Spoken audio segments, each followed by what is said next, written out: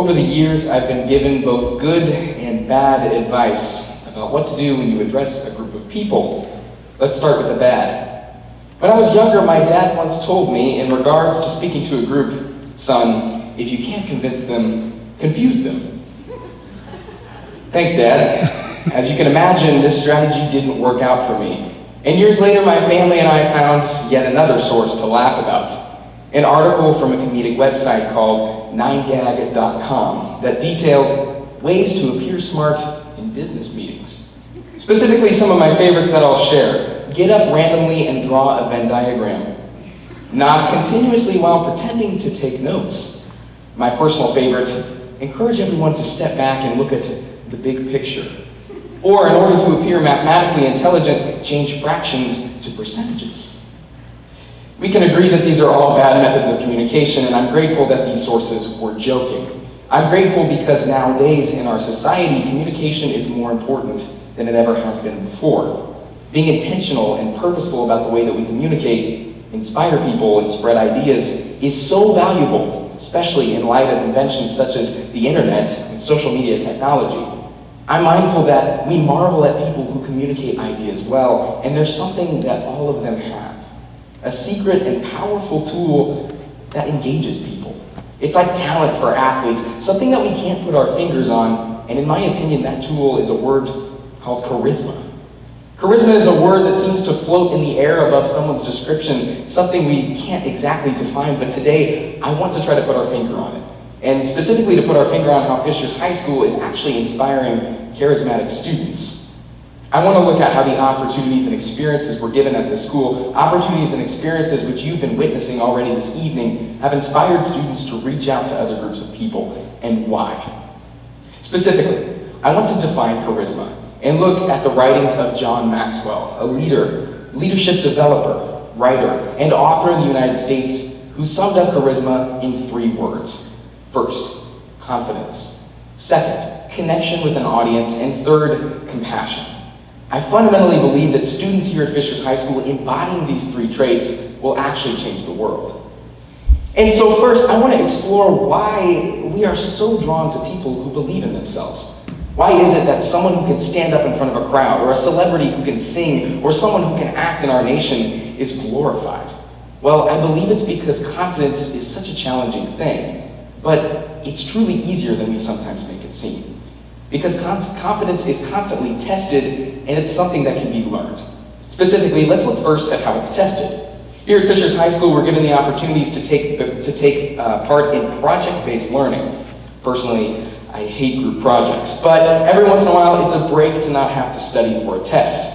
Now, typically in a group project, you'll be in a group of 4 or 5 people. You'll work for about a week. And after that period of time, someone has to present for the group. However, the most dreaded statement for the introverts in the room, sometimes like myself, is, has everyone prepared something to speak about? This question is asked more often than not, and you find many students who are scared about speaking put in a position to test their confidence. However, I want to look before this situation and look at the strategies that students can take in order to develop this confidence, so that in group projects here, they find themselves to have the strength to get through it. Specifically, a role model of mine, Ulysses Owens Jr., a New York-based jazz drummer, someone that sadly I've never gotten to meet, but who has still inspired me, teaches me every day through his blog posts how confidence can be learned. Every day, Ulysses Owens Jr. wakes up and tells himself a number of simple sentences that inspire him to get through the day with the right focuses. First, he prays, something that Ulysses believes in, and second, he tells himself inspiring statements such as, I am enough. The people in my life love me. I am a grounded man, I have a strong work ethic, and I will make this day great. It sounds simple, it sounds cliche, and it sounds sappy. But the fact is, when you are a touring jazz musician getting 3 hours of sleep a night, going from Jakarta to India in one day and all over the world, it's important to try to maintain this kind of confidence. And Ulysses is a charismatic person. I've seen his playing and his speaking, the way that he draws a crowd. And yet there's something about it that goes beyond confidence. Yes, he believes in himself, but beyond that, he knows how to connect with people. And that's the second fundamental trait of charisma, actually connecting with human beings. I would like to put my finger on connection as maybe asking ourselves, what does this group of people need? That every time we're presented with a group of people as entrepreneurs, salesmen, performers, musicians, what can I give this audience? It's a simple question, but it actually drives us to the right ideals. And perhaps the idea of connection with an audience is best summed up with Carl Boehner, a man who in 1976 said the quote, "People may not remember what you said, but they will remember how you made them feel." I believe Fishers High School is teaching us how to make audiences feel exactly the way we want them to feel by teaching us to tell stories. And so I want to demonstrate quickly a method that Fishers High School has taught me and how to draw an audience based on a story. And hopefully it will work. When I was in 5th grade, my grandparents lived in Pigeon Forge, Tennessee. And for me, Pigeon Forge was inspiring not just because of the mountains, but because there were a lot of places to go go-karting. And as a 5th grader, this was a great pastime for me on vacation. I remember specifically after leaving one trip, I was excited to go back to one specific NASCAR go-kart racing facility. And throughout my 5th grade year, in all my creative writing prompts, I wrote about that. Eventually, as you might imagine, the day came and I was able to go back to Tennessee and race in that facility, and what a day it was. I remember walking up the steps with my parents, walking into the beautiful NASCAR decorated building and starting my first races. My heart was pounding so much that morning, and I didn't realize that once the 5th race came, my heart would be pounding a lot more. I could have never seen what was coming.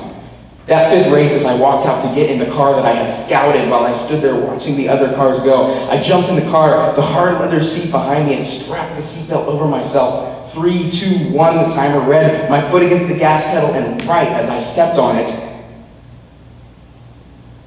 Now, hopefully this story has accomplished its goal, which is to maybe grab your attention. After all, it's an adventure, and I will admit it's a pretty lame one. I apologize for that. But Fishers has taught us that sharing a story, even if it's maybe lame and about go-karting, could get people to agree with our ideas. And another way to do that is through self-deprecation. The fact that maybe through sharing something that didn't go well, you might imagine me as the average person sitting next to you. So let me continue with this story. The second I slammed my foot against the gas pedal, I realized a terrifying thing. That I hadn't checked whether my wheels were facing forward. Rather, the driver before me had left the wheel cocked to the left, and so the second I slammed my foot on the pedal, I took off across 2 lanes of traffic and slammed into the metal wall at full speed. Now, as a child in a go-kart, this was terrifying, but I learned something from this situation. Always make sure you're prepared for whatever comes in front of you. And in my opinion, being prepared for whatever is in front of you sometimes negates the fact that you have to be human. And that takes compassion, which is the third fundamental concept behind charisma. Compassion is so often overlooked. And as we've heard speakers say tonight, it's something that our world is lacking. Compassion is a beautiful thing because it challenges us to reach out to other people and, in my own opinion, make them feel more and like they're worth more leaving the room than when they came in. Compassion is challenging, but I try to imagine hypothetically what it would be like if all the salesmen and entrepreneurs in our world spoke to people based on how they fundamentally believed what they were selling would change their lives. What if salesmen trying to sell a product and make their lives better actually spoke to people on a human basis? Now, I believe that many of them do, but I like to imagine a world in which everyone reaches each other with compassion. And one of the biggest ways to test compassion is through conflict resolution. Conflict resolution is something that we're taught about here at Fishers High School, a key source for compassion, where we need to actually get to both sides of the issue and communicate in a positive way. And one of the conflicts surrounding Fishers High School and our education as it is right now is how we balance what we're learning. Currently in the United States, there are arguments for STEM education, against STEM education, for a balance, for performing arts, for only liberal arts, all the arguments you could possibly imagine. But I'm confident that Fishers High School is actually giving us a balanced academic opportunity to pursue both. I fundamentally believe that because we're humans that are wired to tell stories, to connect with each other, to be confident and compassionate, we have to have the skills to do so.